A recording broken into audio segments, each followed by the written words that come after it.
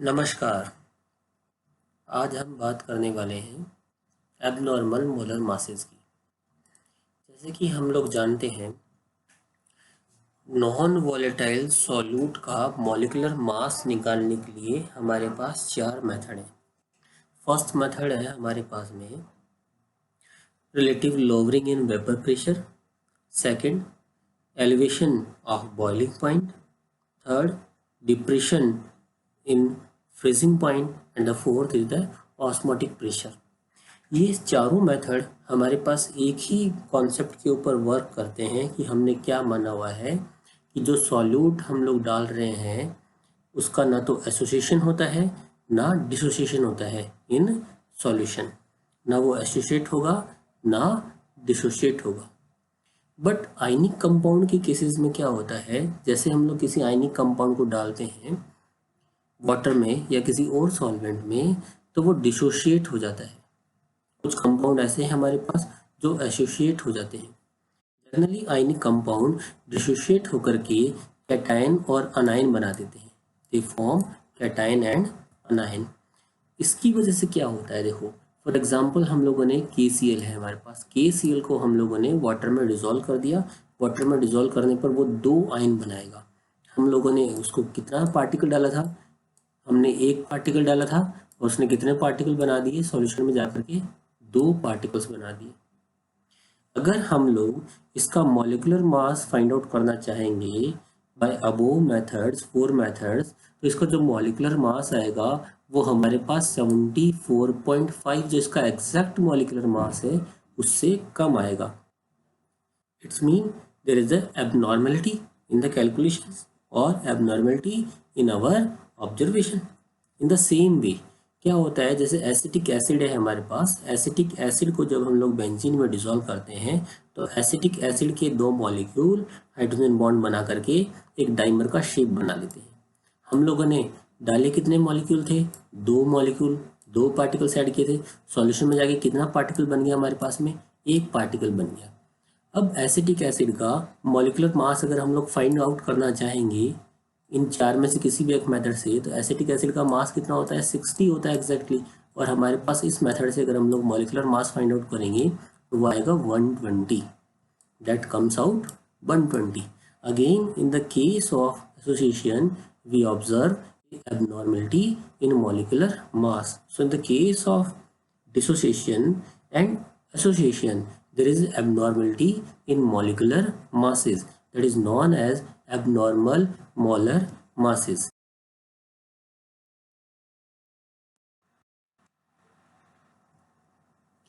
Such a molar mass that is neither either lower or higher.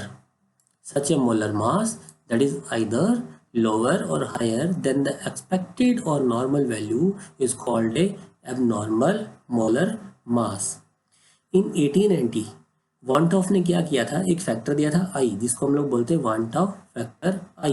वो हमें बताता है कि एसोसिएशन या डिसोसिएशन किस लेवल तक हो रहा है, कितना हो रहा है, 100% हो रहा है या उससे कम हो रहा है, एग्जैक्टली कितना हो रहा है।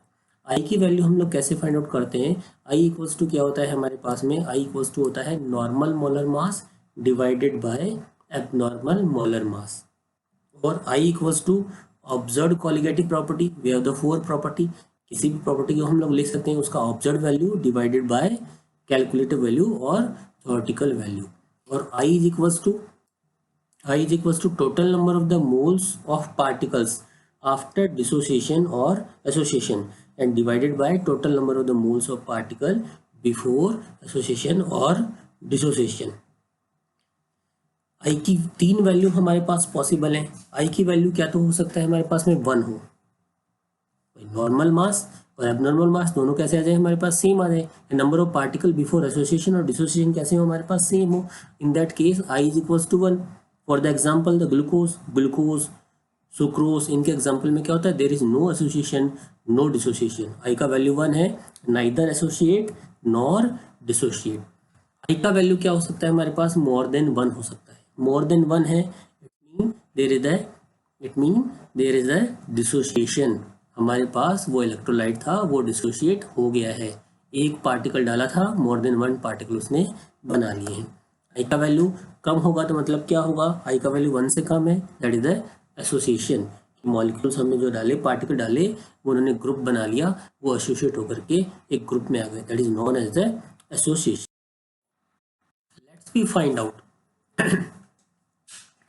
अब क्या होगा जब वहाँ एसोसिएशन या डिसोसिएशन हो रहा है तो हमारे नंबर ऑफ पार्टिकल चेंज हो रहे हैं। नंबर ऑफ पार्टिकल जब चेंज हमारे पास हो रहे हैं तो हम लोग जो कैलकुलेट करेंगे फोर कॉलिगेटिव प्रॉपर्टी की हेल्प से, तो हमारे आंसर कैसे आएंगे, डिफरेंट डिफरेंट आएंगे। तो इन सब फार्मूलों को हमें फिर से क्या करना है, रेक्टिफाई करना है। तो ये रेक्टिफाइड फार्मूले में हम लोग क्या करते हैं, जो भी फार्मूला हमारे पास है हम लोग उसको किससे मल्टीप्लाई कर देंगे, वांट ऑफ फैक्टर आई से मल्टीप्लाई कर देंगे। Look, in all these formula we are multiplying this one by want of factor and these are the rectified formula। ये फॉर्मूले ज़्यादा करेक्ट हैं। क्यों करेक्ट है, because we are considering association and dissociation that is takes place in solution. Now let we see the relationship between want of factor I and degree of dissociation। Let हम लोगों ने क्या मान लिया है कि डिग्री ऑफ डिसोसिएशन कितना है हमारे पास में, अल्फा है। एक एग्जांपल हम लोगों ने ले लिया, ए है हमारे पास, डिसोसिएट हो गया किसमें, बी में। उसने डिसोसिएट होकर के कितने पार्टिकल बना दिए, बी के एन पार्टिकल बना दिए। इनिशियली नंबर ऑफ मोल ए का हमारे पास 1 है, बी का होगा 0 initially. After the dissociation number of the mole, degree of dissociation कितना माना है हमने, अल्फा, तो बी का कितना बनेगा, एन अल्फा। ए का कम हो जाएगा, कितना कम हो जाएगा, 1 minus alpha. Now look, total number of the moles before dissociation कितना है हमारे पास में, 1 plus 0 that is equals to 1 and after dissociation 1 minus alpha plus N alpha.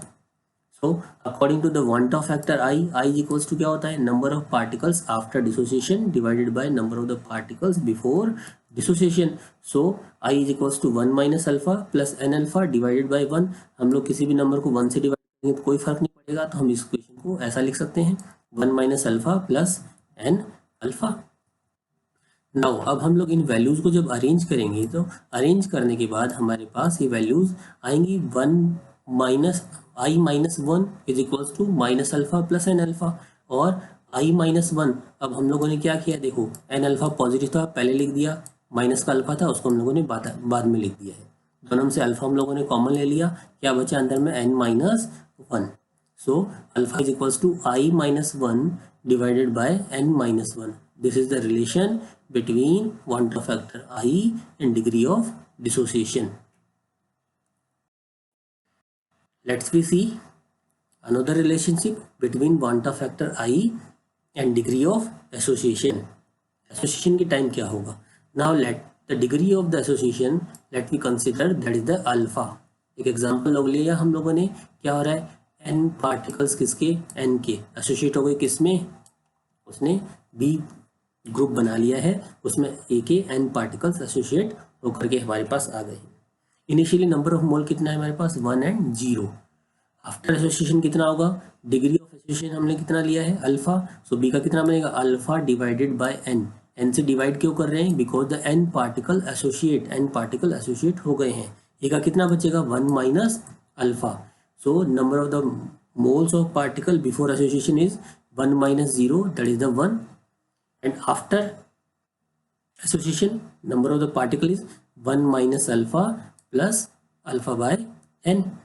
According to the want of equation I is equals to number of the particle after association divided by number of particle before association।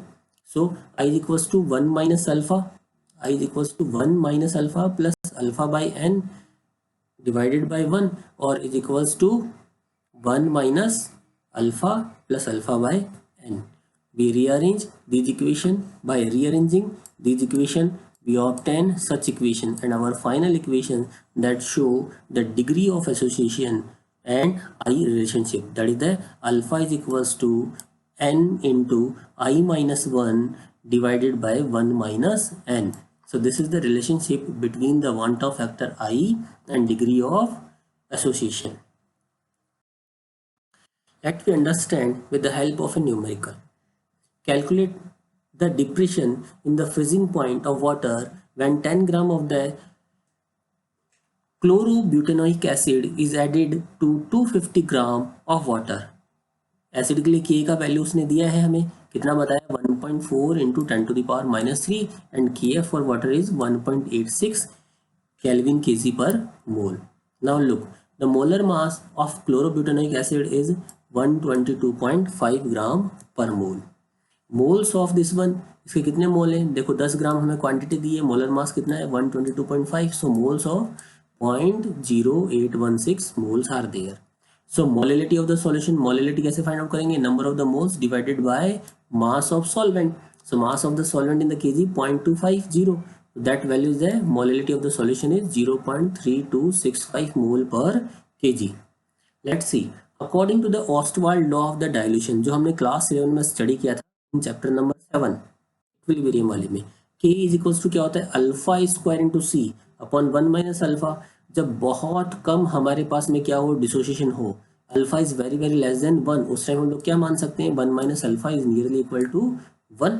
और जब 1 मान लेंगे, इस equation को 1 से divide करेंगे हम लोग, तो उस पर कोई इफेक्ट नहीं पड़ेगा. On that time k is equals to alpha square into C, और alpha is equals to under root K by C. K का वैल्यू हमें मिला है, पुट कर देंगे, सी का वैल्यू हम लोगों ने फाइंड आउट किया है, इस क्वेश्चन में पुट करेंगे. सो अल्फा का वैल्यू हमारे पास कितना आएगा, 0.0655. This is the alpha. Alpha mean degree of dissociation.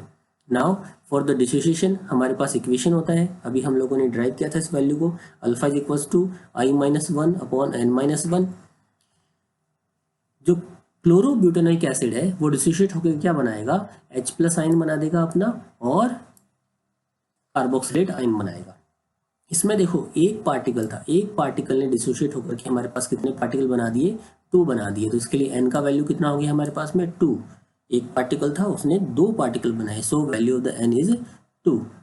अब हमारे पास ये जो फॉर डिसोसिएशन है, हमारे पास ये वाला इक्वेशन है, इस इक्वेशन में हम ये सारी वैल्यू पुट करेंगे. अल्फा का वैल्यू 0.0655 है, is equals to I-1. N का वैल्यू 2 है, so 2 minus 1, so I is equals to 1.0665. This value comes out for I. I का वैल्यू अब हमारे पास में आ गया. तो अब हमें देखना है कि डिप्रेशन कितना हो रहा है, फ्रीजिंग पॉइंट में डिप्रेशन कितना हो रहा है. जो इक्वेशन थी हमारे पास फ्रीजिंग पॉइंट के डिप्रेशन के लिए, that equation is the del TF is equals to I KF into M. So I का वैल्यू हमारे पास में आ गया है, KF का वैल्यू ऑलरेडी गिवन है इक्वेशन में, M का वैल्यू मोलिलिटी हम लोगों ने फाइंड आउट कर ली सॉल्यूशन की. ये सारी वैल्यू यहाँ पुट करेंगे, we got the answer 0.647 kelvin. This is the depression in the freezing point. ये हमारा करेक्ट आंसर हो गया. Thank you for patiently listening us.